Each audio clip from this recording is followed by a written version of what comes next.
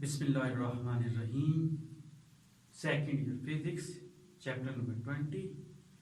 आज का हमारा टॉपिक है मैथ स्पेक्ट्रोग्राफ। तो स्पेक्ट्रोग्राफ जो है वो दो चीज़ों से मिलके बना है। एक है स्पेक्ट्रम और दूसरा है ग्राफ। अब स्पेक्ट्रम का मतलब है अलहदा करना, टू सेपरेट आउट।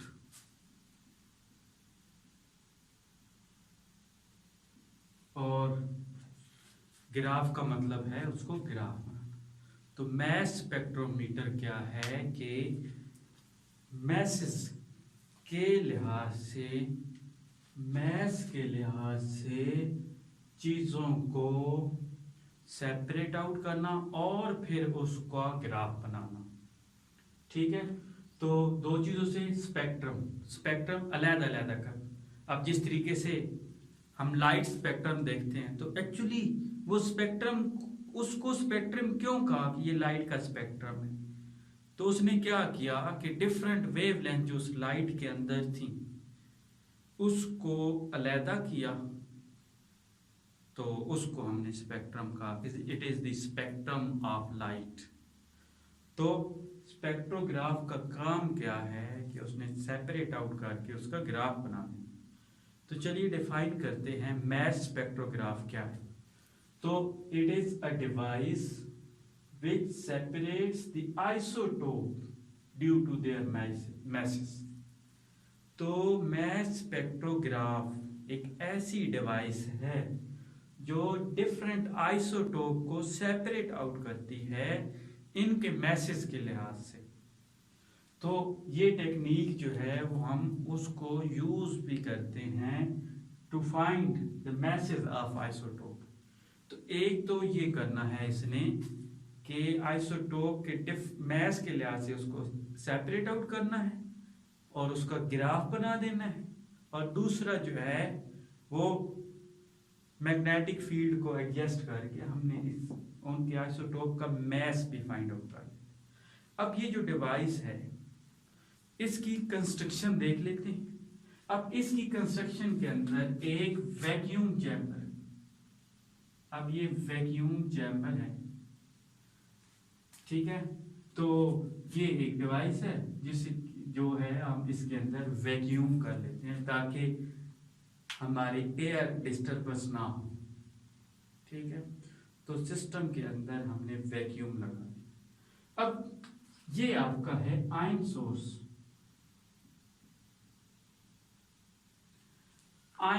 यहां पे आयंस पड़े हुए हैं। अब आयंस क्या होते हैं? जब किसी भी एटम के अंदर से हम इलेक्ट्रॉन को निकाल दें तो पीछे जो है वो हमारा आयन पाया जाता है, ठीक है। तो ये आयन सोर्स है। अब ये जो आयन सोर्स है ये हम डिफरेंट तरीकों, बहुत ज्यादा तरीके हैं, काफी सारे तरीके हैं जो हमें मदद देते हैं कि एटम से आयन बनाना। जो ज्यादातर यूज होता है वो क्या करते हैं कि हम कोई एटम्स हैं, मॉलिक्यूल्स पड़े हुए हैं, उसके अंदर से डिस्चार्ज पास किया तो उसने क्या किया, इलेक्ट्रॉन को उधर से उन एटम से निकाल दिया तो उधर से हमारा आयंस बन गया। अब इस टॉपिक के अंदर हमने आयन को E से लिखा लेकिन विद पॉजिटिव। अब अगर माइनस आयन है तो वो इलेक्ट्रॉन होगा और प्लस आयन जहां पे हमने आयंस के लिए। तो अब ये हमारा आयन सोर्स है, ठीक है। अब आयन यहाँ पे हमारे पड़े हुए, ठीक है, वेपर स्टेट के अंदर फॉर एग्जांपल है इसके अंदर वेपर स्टेट के अंदर आयंस पड़े हुए। तो अब हमने क्या किया कि इसके साथ एक पोटेंशियल लगा दिया। अब पोटेंशियल का क्या काम है? अब आयंस इधर पड़े हुए हैं, फॉर एग्जांपल यहाँ पे प्लस E पड़े। अब क्या किया कि इसके साथ बैटरी लगा दी। बैटरी का क्या काम है? उसको एक्सेलरेट करवाना। तो अब अगर पॉजिटिव चार्ज था तो इधर ये पॉजिटिव और यहाँ पे नेगेटिव है, तो क्या करेगा कि ये जो बैटरी है नेगेटिव टर्मिनल वो आयंस को अपनी तरफ अट्रैक्ट करेगा। यहाँ पे अगर पॉजिटिव टर्मिनल है तो ये उसको रिपेल करेगा। अब रिजल्ट इसका क्या आएगा कि इस पोटेंशियल का हमारा मकसद सिर्फ ये है कि ये यहाँ पे आयन सोर्स है उसको यहां तक लेके आना, एक्सेलरेट करवाना। ठीक है, अब उसके बाद ये डिटेक्टर है। अब डिटेक्टर क्या काम करता है, हर सेकंड के बाद नंबर ऑफ आइसोटोप गिनता है, डिटेक्ट करता है कि आया इनके अंदर किस आइसोटोप के कितने एटम्स आए, आयंस आए।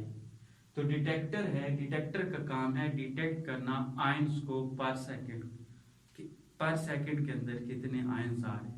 अब इसके अंदर हमने यूज किया है मैग्नेटिक फील्ड, और मैग्नेटिक फील्ड हमने देखा है कि उसकी दो नोटेशन है, एक क्रॉस से लिखते हैं, एक डॉट से लिखते हैं।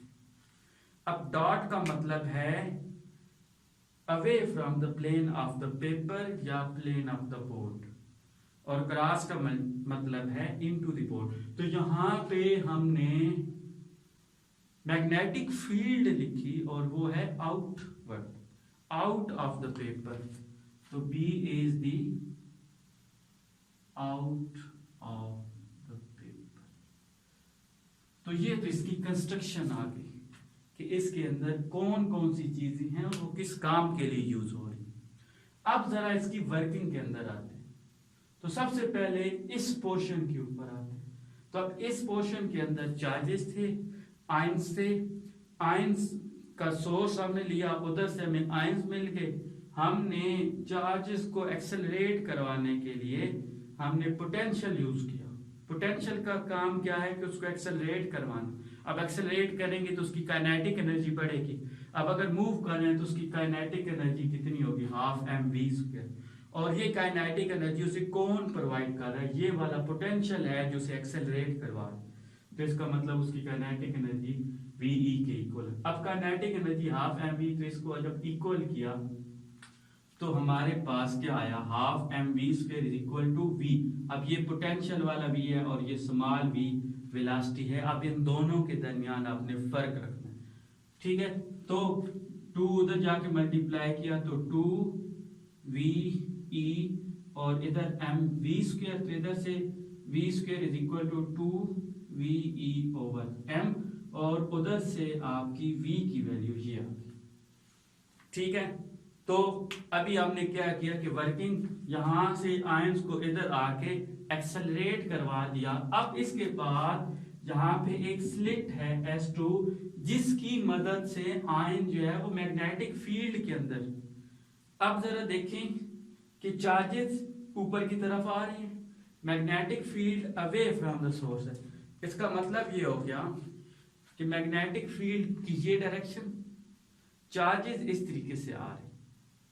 ठीक है, तो आप ये पढ़ चुके हैं कि जब आयन जो है परपेंडिकुलर डायरेक्शन के अंदर, मैग्नेटिक फील्ड अगर परपेंडिकुलर डायरेक्शन है to the velocity of electron या डायरेक्शन ऑफ इलेक्ट्रॉन से परपेंडिकुलर डायरेक्शन जब आती है तो वो सर्कल में मूव करना शुरू कर देते हैं। जब आयंस मैग्नेटिक फील्ड की परपेंडिकुलर डायरेक्शन के अंदर मूव करेंगे तो क्या होगा कि चार्जेस सर्कल के अंदर मूव करना शुरू होंगे, कर देंगे। और ये जो है हमने जब E/m ऑफ इलेक्ट्रॉन निकाल रहे थे चैप्टर 14 के अंदर, तो ये चीजें हमने डिस्कस की थी कि जब भी आपकी परपेंडिकुलर डायरेक्शन में आयंस को या इलेक्ट्रॉन को मूव करेंगे या सिंपल चार्ज को मूव करेंगे तो वो सर्कल में मूव करना शुरू। तो अब मैग्नेटिक फील्ड के अंदर आए तो उसके ऊपर मैग्नेटिक फोर्स एक्ट की, और वो मैग्नेटिक फोर्स किसकी इक्वल है, QV/B। अब अगर इसके मैग्नीट्यूड की बात करें तो Fm is equal to QVB sin थीटा। अब इस केस में हमारा थीटा क्या है, 90, क्योंकि आयंस ऊपर की तरफ जा रहे हैं, मैग्नेटिक फील्ड की ये डायरेक्शन है, तो ये एंगल 90 आ गया। तो एंगल 90 है, आपका चार्ज जो है वो +E है, तो आपने E लिखा, V, B और साइन ऑफ 90। अब साइन 90 होता है 1, तो इधर से आपकी मैग्नेटिक फोर्स जो उसके ऊपर एक्ट की वो EVB आ गई। अब हुआ क्या कि ये मैग्नेटिक फोर्स एक्ट की तो वो सर्कल में मूव करना शुरू कर। अब अगर सर्कल में मूव शुरू किया तो इसका मतलब उसके पास सेंट्रीपिटल फोर्स थी, और वो सेंट्रीपिटल फोर्स किसकी इक्वल है, mv²/r। आपको ये पता है कि सेंट्रीपिटल फोर्स है, ठीक है। अब अगर सर्कल में मूव कर रहा है तो ये सेंट्रीपिटल फोर्स उसे किसने प्रोवाइड की, उसके मैग्नेटिक फोर्स ने। तो ये सेंट्रीपिटल फोर्स उसकी मैग्नेटिक फोर्स की इक्वल होगी। तो एफ सी हमें पता है कि ई वी बी है, जबकि mv²/r। तो अब अगर हम इसको देखें तो v से कैंसिल, तो इधर से r इधर लेके आएंगे तो r इधर आ गया, इधर m एक व्यू से कैंसिल, तो v/e b, तो ये r की वैल्यू आ गई। अब आपको पता है कि v आप पहले फाइंड आउट कर चुके हैं कि वो किसकी इक्वल है, 2ve/m। तो अब हमने v की वैल्यू इधर पुट कर दी। अब अगर v की वैल्यू यहां पे पुट करते हैं तो हमें क्या मिलता है। अब अगर देखें जरा, इसको मैं मजीद कर लेता हूं कि m को हम √m इंटू √m लिख सकते हैं। इसी तरीके से e को भी हम क्या लिख सकते हैं, √e और √e, ठीक है। तो अब m को हम m² लिख सकते हैं, क्योंकि ये से कैंसिल होके m ही आ जाता है, तो m इंटू m। तो इसी तरीके से हमने यहाँ पे लिखा, तो इससे हमारी मैग्नेट जो r की वैल्यू आती है वो 2mv/eb आती है, ठीक है। तो इधर से हमें r की वैल्यू जो मिली वो ये मिली।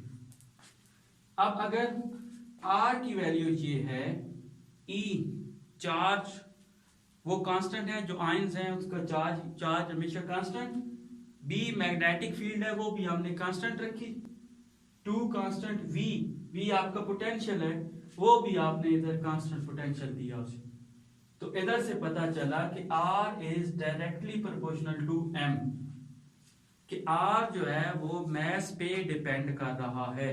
तो इसका मतलब क्या हो गया कि आइसोटोप के जो भी आइसोटोप हैं उनके अगर मैसेज डिफरेंट हैं तो उनके रेडियस भी डिफरेंट होंगे। अब आपको पता है कि आइसोटोप क्या हैं। आइसोटोप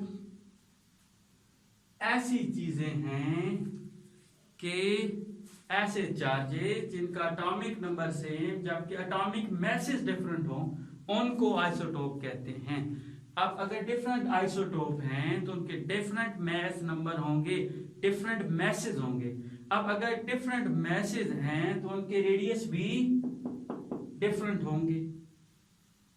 तो इसका मतलब ये हो गया कि अगर नियॉन है, नियॉन के अंदर 3 आइसोटोप्स हैं, नियॉन 20, नियॉन 21 और नियॉन 22, तो इन तीनों के मैस डिफरेंट होंगे।